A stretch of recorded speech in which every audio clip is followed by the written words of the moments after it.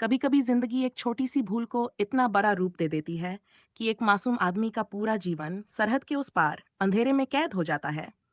ये कहानी है सरबजीत सिन्हा की। एक किसान, एक परिवार वाला इंसान, एक हंसमुख नौजवान जिसे किस्मत ने भारत और पाकिस्तान के बीच चल रही राजनीति का जिंदा शिकार बना दिया। पंजाब के छोटे से गांव भिखीविंड में 1963 की एक सुबह एक बच्चे का जन्म हुआ। उसका नाम रखा गया सरबजीत।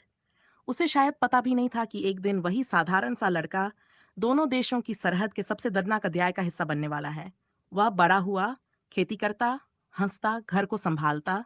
उसके जीवन में उसकी पत्नी थी, उसकी दो फूल जैसी बेटियां थी और थी उसकी बहन दलबीर कौर जो उसके लिए मां से कम नहीं थी।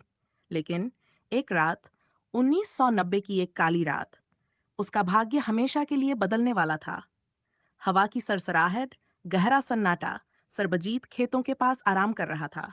सीमा बस कुछ किलोमीटर दूर। थकान, थोड़ी सी शराब और एक गलत दिशा में बड़े कदम, वह अनजाने में सीमा पार कर गया।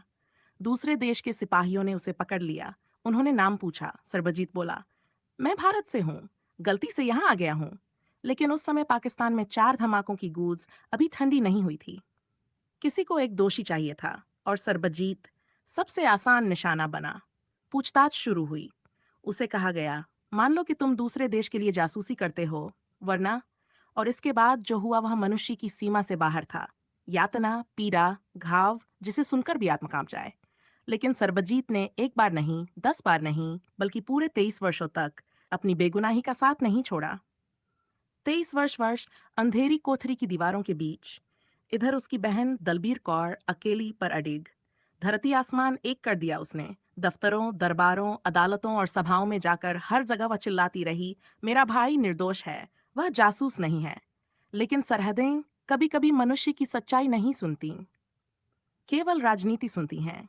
और फिर आया वह काला दिन, 2013 की 26 अप्रैल। कोट लखपत जेल में उस पर घातक हमला हुआ।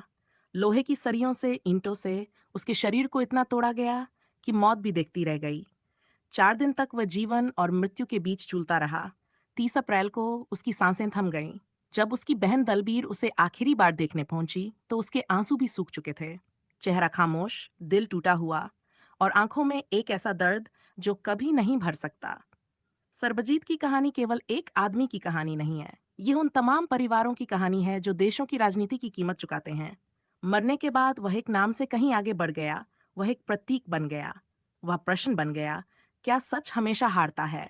एक ऐसे इंसान की कहानी जो जासूस नहीं था, पर जासूसी के झूठे बोझ तले पूरी जिंदगी को चला गया।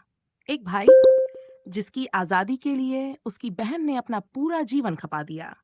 एक पिता जिसकी बेटियां 23 वर्षों तक उसकी राह निहारती रहीं। और एक भारतीय जिसका सच उसके साथ ही मिट्टी में दफन कर दिया गया। लेकिन उसका दर्द, उसकी पुकार, उसकी सच्चाई आज भी हवा में गूंजती है।